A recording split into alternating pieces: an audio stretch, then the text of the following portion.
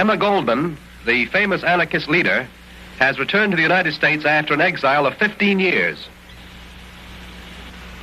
I'm delighted to be back in the United States, my hunting ground of 35 years, the country where I had my innings in the social and economic struggle, and where I decided to devote myself to the presentation of anarchism, a social philosophy which aims at the emancipation, economic, social, political, and spiritual of the human race.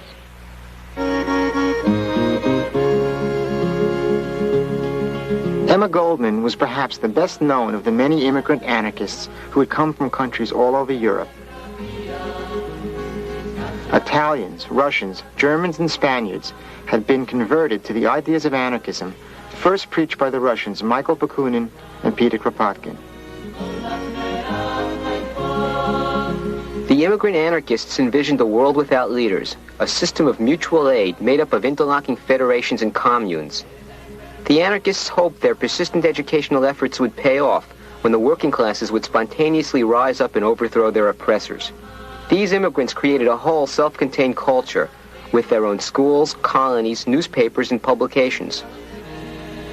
Together with other immigrant groups, they led anti-war protests during the First World War and were active in fighting the rising tide of fascism during the 1930s and 40s.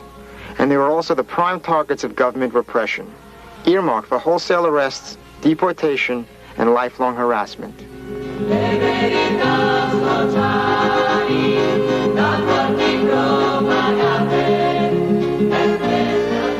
What do you think about Russia, Miss Goldman?